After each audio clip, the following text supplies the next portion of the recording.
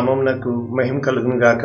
ప్రభునందు ప్రియులరా, మన ప్రభువు రక్షకుడునైన క్రీస్తు యేసు పరిశుద్ధ నామములో మీ అందరికీ శుభములు. 16వ తేదీ జనవరి మాసము 2025వ సంవత్సరం. ఈరోజు దేవుడు నిన్ను అంటే ప్రేమించి అని కాదు కానీ, ఏదో వాగ్దానము అని కాదు కానీ, నీతో చెప్పుకుంటున్న మాట, అంటే ఒక స్నేహితునితో ఎలా చెప్పుకుంటామో అటువంటి మాట. ఏమంటున్నాడంటే, నిన్ను బాధపరచు వారిని అందరినీ నేను శిక్షించేదను. నిన్ను బాధపరచు వారిని అందరినీ నేను శిక్షించేదను. ఇర్మియా గ్రంథము 30వ అధ్యాయము 20వ వచనం, పూర్తి వచనము, వారి కుమారులు మునుపటి వలె ఉందురు. ఏంటి? వారి కుమారులు మునుపటి వలె అంటే ఇంతకు ముందు ఒక గొప్ప మహిమతో నింపబడినట్లు అనమాట. వారి సమాజము నా ఎదుట స్థాపించబడదు. అంటే ఇంతకు ముందు ఉంది, మధ్యలో తీసేశానని అర్థం. అప్పుడు చెప్తున్నాడు, వారిని బాధపరచు వారిని అందరినీ శిక్షించదని. అంటే ఎలా ఉంది? 3. ఒకటేంటి? వారి కుమారులు మునుపటి వలె ఉందురు. రెండవది ఏంటి? వారి సమాజము నా ఎదుట స్థాపించబడును. 3. వారిని బాధపరచు వారిని అందరినీ శిక్షించదని. ఇది మన టాపిక్. ఇంగ్లీష్లో ఏమనుంది? New living translation, Jeremiah chapter 30 verses 20. Their children will prosper as they did long ago. అంటే ఇంతకు ముందు ఆ బిడ్డలు ఏ విధంగా అభివృద్ధి చెందారో ఆ విధంగా అభివృద్ధి చెందుతారు. రెండవ మాట ఏంటి? I will establish them as nation before me. నేను వారిని, నేషన్ అన్నాడు, దేశముగా నా ముందు వారిని స్థాపిస్తాను. చూసారా? మూడవది, and I will punish anyone who hurts them. ఎవరైతే వారికి కీడు చేస్తారో వారికి నేను కార్యం చేస్తాను, పగ తీర్చుకుంటాను, శిక్షిస్తాను. పనిష్. కనుక మనము ఏ విధముగా నేర్చుకోవచ్చు? దేవుడు నాతో మాట్లాడాడు, నన్ను గద్దించాడు. కారణం ఏంటంటే, నేను థియరీ చెప్పేస్తున్నాను, వాక్యాలే చెప్పాను కొన్నాళ్ళు, కానీ నాకు దేవుడు చెప్తుంది, నీ జీవితంలో జరుగుతుంది చెప్పు. అంటే ఈ మధ్య మీ కుమారులు రొమ్మున ఎత్తుకుని వచ్చేదరు. ఈ వాక్యము నేను చెబుతూ వాక్యాలే చెప్పేశాను. అయితే ఈ వాక్యాల ప్రతి వాక్యం వెనుక నా కన్నీటి సాక్ష్యం ఉంది. ఎగ్జాంపుల్కి, నాతో దేవుడు మాట్లాడిన అద్భుతమైన మాటలు ఎన్నో ఉన్నాయి ఇందులో. ఉదాహరణకి, నా కుమారుడా, నీవు పిల్లల్ని పెంచి పెద్ద చేశావు, రెక్కలు వచ్చినాయి, ఎగిరిపోయావు. అంటే నువ్వు గుడ్లు పెట్టి పొదిగి పిల్లల్ని కన్నావు, వాటికి రెక్కలు వచ్చినాయి, ఎగిరిపోయాయి. అయితే నీవు విత్తనములు నాటి చెట్టును పెంచి ఉంటే అవి ఎక్కడికి ఉండవు, 10 కాలాల పాటు ఆ యొక్క ఫలాలు నీకు దొరుకుతాయి. ఇలాగా ప్రతి ఏరియాలో కూడా నా జీవితంలో పిల్లల్ని కని వారిని పెంచి పోషించి పెద్ద చేశాను. ఒకరోజు వచ్చింది, నాతో దేవుడు చెప్పాడు, ఏమని? నీకు నేను కొంతకాలము శ్రమకాలము పెడుతున్నాను, నిన్ను పరీక్షిస్తున్నాను, అన్నీ తీసేస్తున్నాను, నువ్వేం చేస్తావో చూస్తాను. నేను నేర్పించేది అన్నీ ఉన్నా ఒకలాగే ఉండాలి, అన్నీ తీసేసినా ఒకలాగే ఉండాలి. ఎన్నో పాటలు దేవుడు మాకు ఇచ్చాడు, ఖచ్చితంగా మేము క్యాసెట్ చేస్తాం. ప్రస్తుతము వెళుతున్న కాలము ఎలా ఉంటుందంటే, కొంతమంది ఈ రాశి ఫలాలు నమ్ముతారు. ఆ విధముగా 2024 కొంతమంది నాతో చెప్పింది, ఈ సంవత్సరం మీకు మంచి జరగదు, కీడు జరుగుతుందని. నేను క్రైస్తవుడిని కదా, నేను ఇది నమ్మను. కానీ ఈ 2025 చాలా గొప్ప పేరు మీకు వస్తుంది అని చెప్తున్నారు. ఇది నమ్మను. కానీ నాతో చెప్పింది 2024 రక్తవర్ణ సంవత్సరము అని చెప్పాడు. 2025 నేను నిన్ను తిరిగి కట్టుటకు, నాటుటకు, అంటే పెళ్లగించేవాడు దేవుడు, విరగొట్టేవాడు దేవుడు, కూలదోసేవాడు దేవుడు, నాశనం చేసేవాడు దేవుడు. అదే దేవుడు నిన్ను తిరిగి కడతాడు, తిరిగి నాటుతాడు. అంటే నువ్వు దేవుని నమ్మాలి. ఏ వాక్యం చూసినా దేవుని మీద ఆధారపడాలి, దేవుని యందు విశ్వాసం ఉంచాలి. ఎప్పుడైతే నీవు దేవుని యందు విశ్వాసం ఉంచుతావో వాక్యాలు అన్నీ కూడా సాక్ష్యాలుగా నీ జీవితంలో జరుగుతాయి.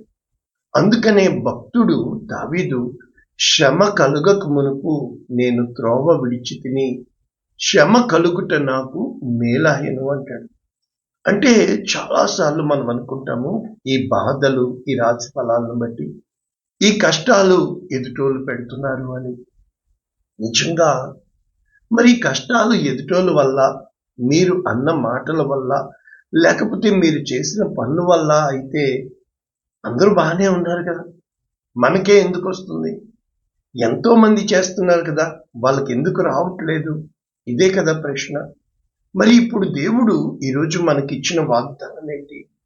వారిని బాధించు వారిని నేను శిక్షించను. అంటే మనం వెంటనే దేవుని వాక్యం ఏం తెలుసు? గాయము చేయవాడు ఆయన, గాయము కట్టువాడు ఆయన. అంటే రోగము పంపించువాడైనా, స్వస్థపరచువాడైన ఆయనే సమస్తము అంటున్న నీవు నేను.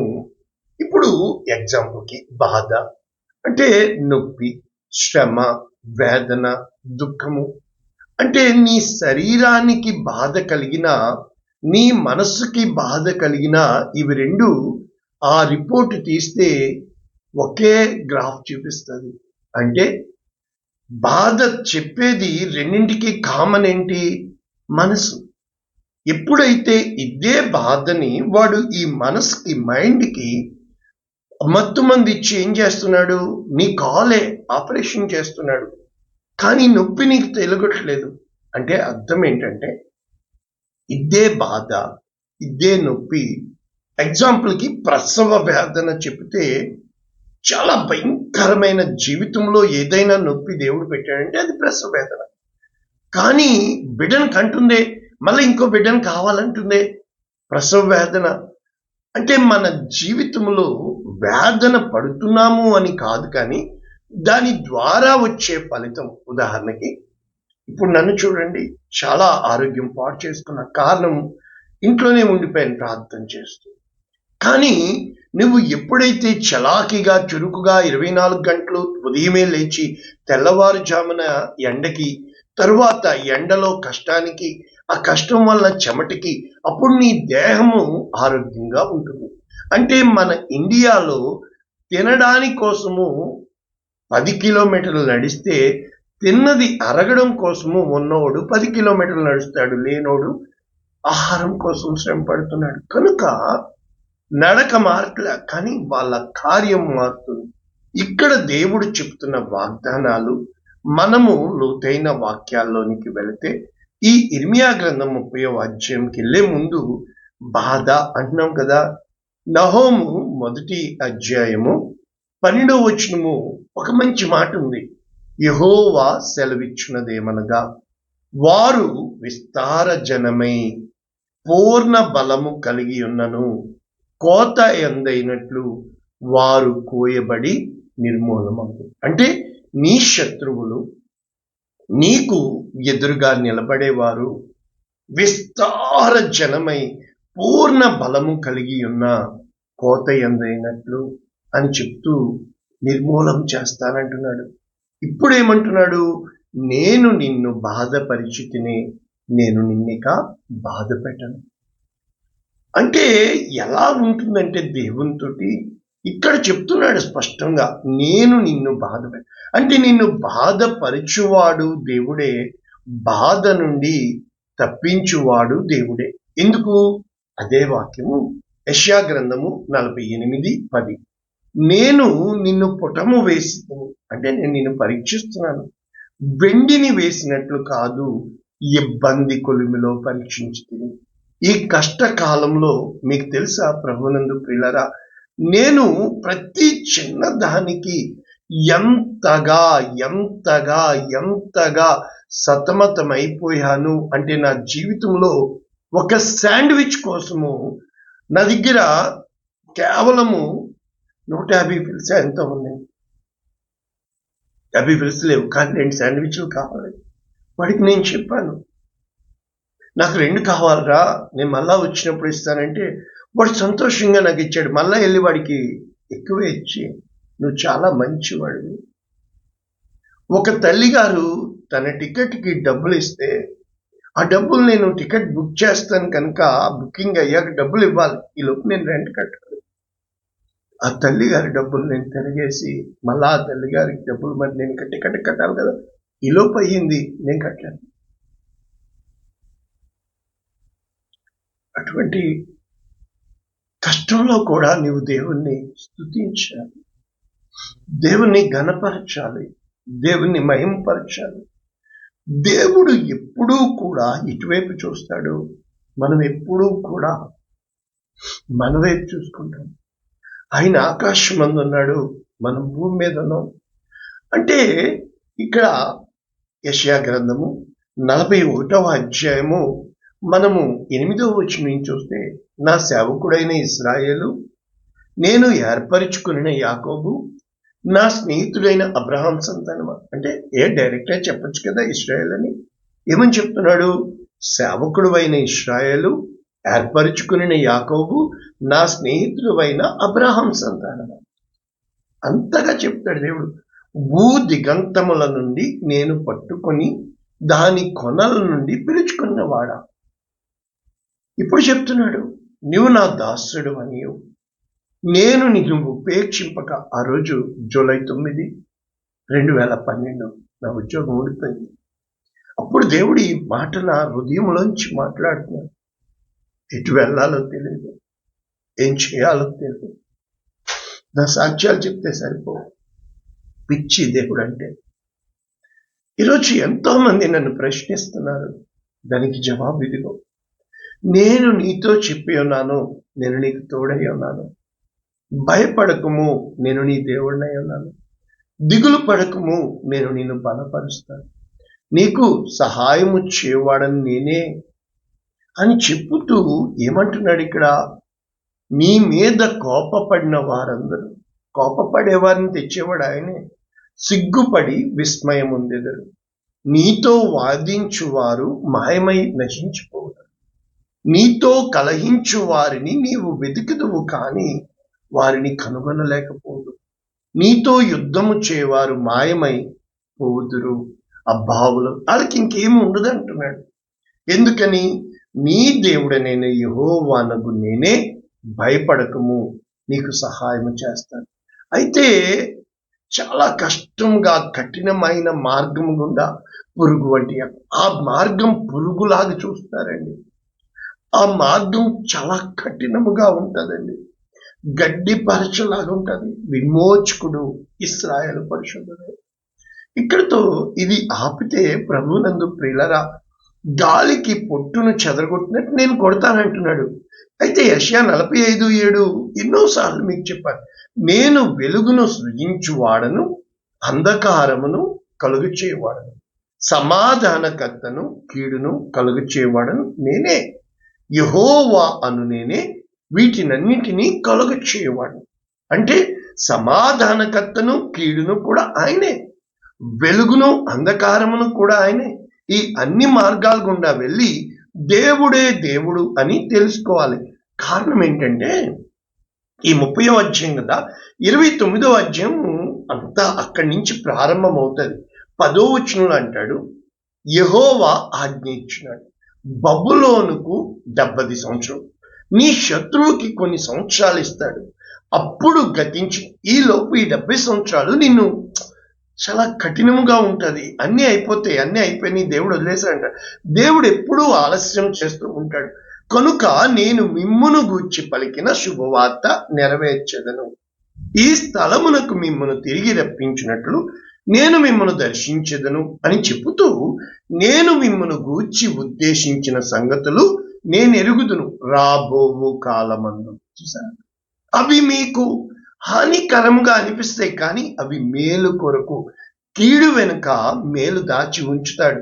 ఆయన మేలు చేసే దేవుడు కనుక ప్రభునందు ప్రియులరా, ఇవే వాక్యాలు మనము 31వ అధ్యాయము ఒక్కసారి త్వరగా చూస్తే, ఈ 31వ అధ్యాయము కూడా అంటే శాశ్వతమైన ప్రేమతో నేను నిన్ను ప్రేమించుచున్నాను కనుక విడువక నీ ఎడల కృప చూపుచున్నాను అని ఎంతగా దేవుడు తన ప్రేమని చెప్పుకుంటాడు. అంటే ఇదిగో ఉత్తర దేశములో నుండి వారిని రప్పించుచున్నాను, గుడ్డివారిని కుంటివారిని మహాసంగమై తిరిగి వస్తారు.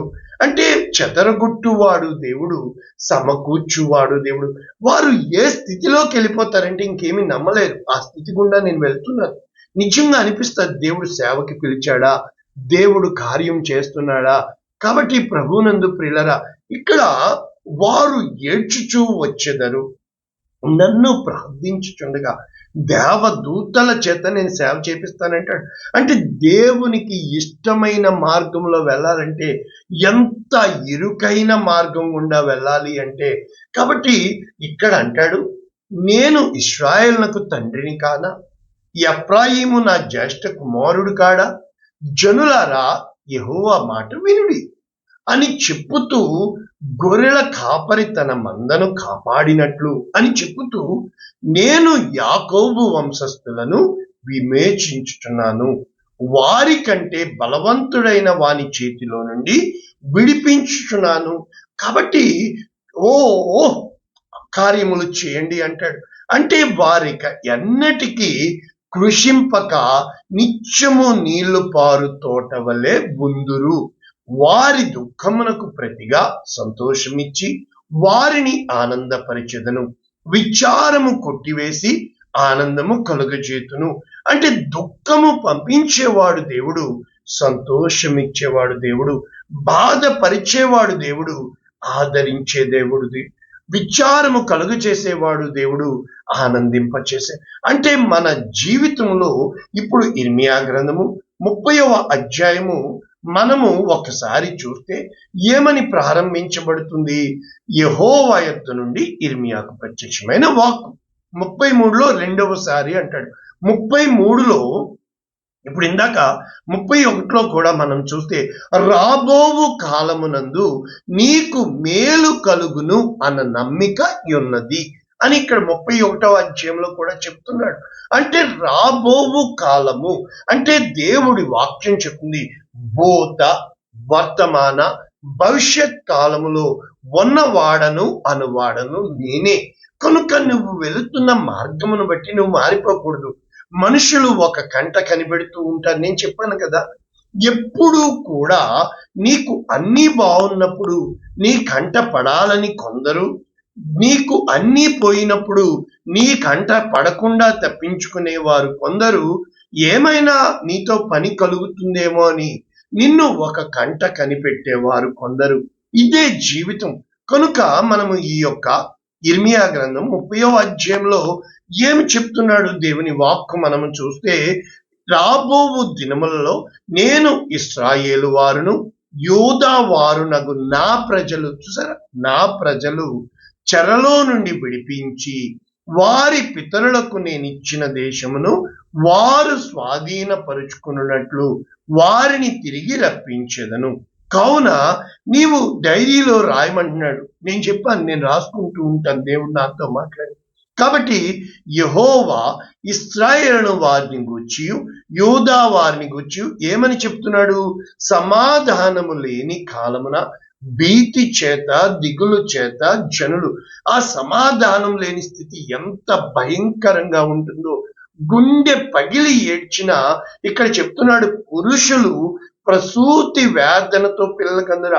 ఈ రోజున మీరు అడుగుతున్న కొన్ని ప్రశ్నలకి గుండె పగిలి ఏడవడం తప్ప, కలవరాల కోటలో ఉపద్రవాల వలయంలో గుండె పగిలి కన్నీలే సెలయేరులవుతున్నా నీవే నీవే. ఆ విధముగా చాలా దేవుడు నేను పట్టుకున్నావు కనుక ఇప్పుడు చెప్తున్నాడు ఆయన, ఆ కాడి నీ మెడ నుండకుండా నేను విరిచి దాని కట్లను కాడి మోపేవాడు దేవుడే. కానీ నా మీద మీ కాడి వెండి యేసు ప్రభు మనతో పాటు సహాయం చేస్తాడు, మోస్తాడు.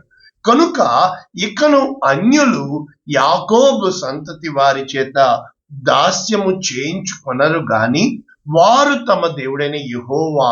కాబట్టి ప్రభువునందు ప్రియులరా, ఇక్కడ మళ్ళా చెప్తున్నాడు, యాకోబు నా సేవకుడు అయిన ఇశ్రాయేలు విస్మయమొందకము, నేను దూరమున నుండి నిన్ను చెరలోనికి పోయిన దేశము నుండి నీ సంతానపు వారిని రక్షించి బెదిరించువారు. ఇన్ని వాగ్దానాలు ఉన్నాయి ఈ 30లో. ఏమని చెప్తున్నాడు? ఇదే నిన్ను రక్షించుటకు నా వాక్కు, నేను నీకు తోడై ఉన్నాను, నేను చెదరగొట్టిన జనములన్నిటినీ నేను, అంటే ఎవరైతే నిన్ను బాధపరుస్తారో వారిని సమూల నాశనం చేస్తాడు. ఇదే బాధ. అదేంటి ప్రభువా? బాధపరచడానికి దేవుడు అంటాడు వాక్యంలో, నేను బాధ పెట్టమంటే నా ప్రజల్ని అంత బాధ పెడతావా? దేవుడు తిరిగిపోతా ఉంటాడు. దేవుడు అంటే దేవుడు మారనివాడు కదా ఇలా చెప్తా కాదు. నిన్ను పరీక్షించడానికి అప్పచెప్పినప్పుడు వాళ్ళు ఇంకా ఎక్కువ చేసేస్తారు. అది మన గుండె పగిలి ఏడవాలనిపిస్తుంది.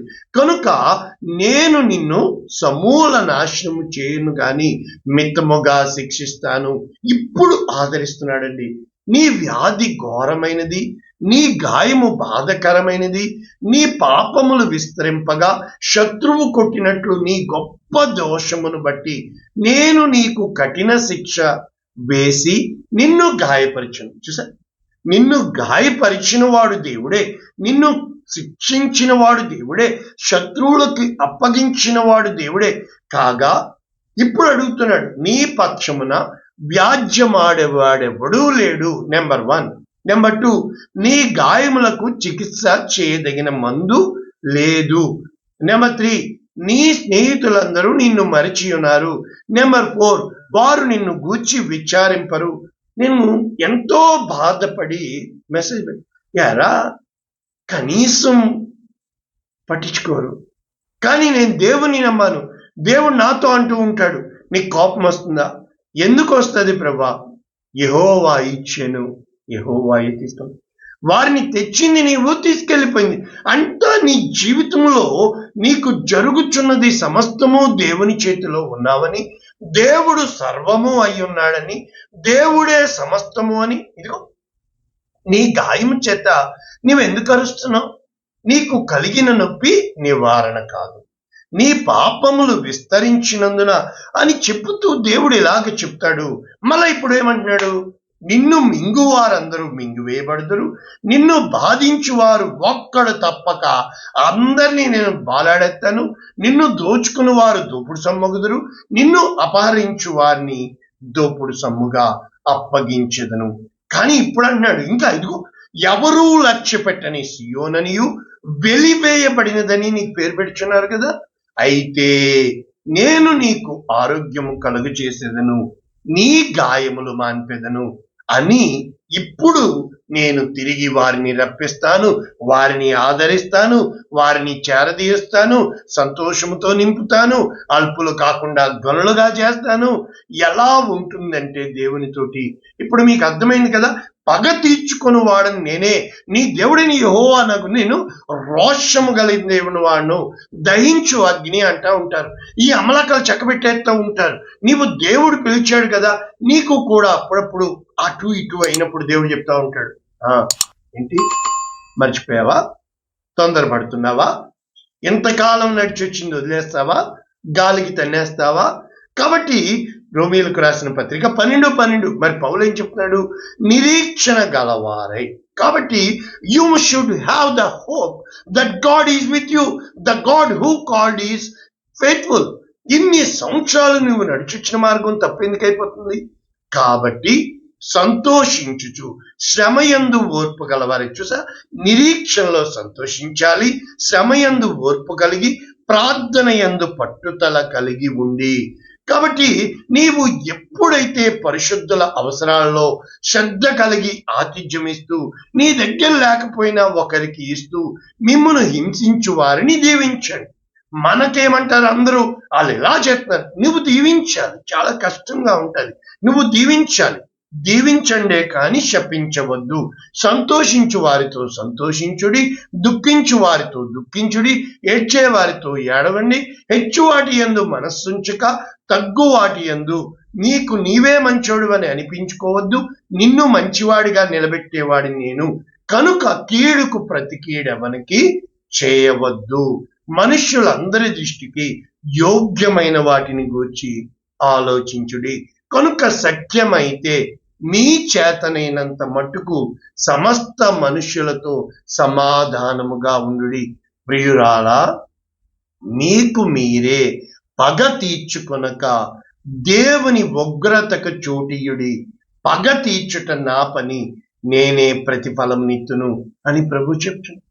కాబట్టి ఇప్పుడు నేను చెప్తుంది ఏంటంటే, మీరు ఆశీర్వదించబడుటకు పిలువబడితిరి కనుక కీడుకు ప్రతి కీడైనను దూషణకు ప్రతి దూషణైనను. మరి మనము ఆదికాండంలో చూసినప్పుడు దేవుని యొక్క వాక్యము మరి మన యొక్క ఎవరికి అబ్రహాంకి ఇవ్వబడింది. నిన్ను ఆశీర్వదించు వారిని ఆశీర్వదించదను, నిన్ను దూషించు వారిని శపించదను. మరి అలాగని చెప్పేసి మనం దూషించేస్తే శపించేలా? నో. అంటే మనల్ని బాధ పెట్టేస్తే, దేవా నన్ను బాధ పెట్టాను, నో. దేవుడు ఇష్టపడ్డు, ఆయన బలి అయిపోయాడు కనుక. కానీ ఇది జరిగిందా? ఆదికాండము 12వ అధ్యాయం 17వ వచనం. యెహోవా అబ్రాము భార్య అయిన శారయిని బట్టి ఫరోను అతని ఇంటి వారిని అందరినీ మహావేదనల చేత బాధపరిచెను. అదే విధముగా 20వ అధ్యాయము ఆదికాండం 3వ వచనం. రాత్రి వేళ దేవుడు అబీమెలెకునొద్దకు వచ్చి, నీ ఇంట చేర్చుకున్న స్త్రీ ఒక పురుషుని భార్య కనుక ఆమె నిమిత్తము నీవు చచ్చిన వాడవు. అప్పుడు చెప్తాడు, అతను ఇలా అన్నాడు, ఇతను అలా, వారిని బహుగా బాధించాడు దేవుడు. కనుక ప్రభునందు ప్రియులారా, ఈ రోజుల్లో కూడా దేవుని కార్యాలు కనబడాలంటే నువ్వు నమ్మాలి దేవుని. దేవుని కోసం ఉండాలి. నా జీవితంలో ఎన్నోసార్లు ఎటు వెళ్ళాలో తెలియక మూలన కూర్చొని ప్రార్థించాను. ఇప్పుడు మళ్ళా 7 నెలలు పూర్తవుతున్నాయి. కన్నీటితో నన్ను ఎటు తీసుకెళ్తావు? 2 సంవత్సరాలుగా కఠినమైన మార్గం గుండా నడిపిస్తున్నాడు. పిలిచినవాడు దేవుడు. ఆయన పరిశుద్ధాత్మ నాలో ఉన్నప్పుడు నేను దేనికి తొందరపడతాను? నడిపిస్తున్నవాడు దేవుడు.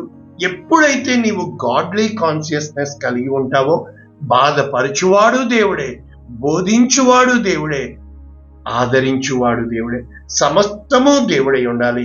ప్రార్థన చేద్దాం.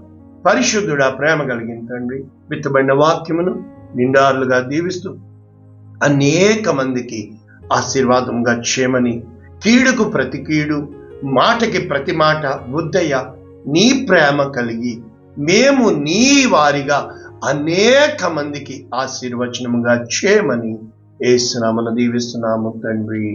ఆమేన్. God bless you all. దేవుడు మిమ్మల్ని దీవించును గాక. ఆమేన్.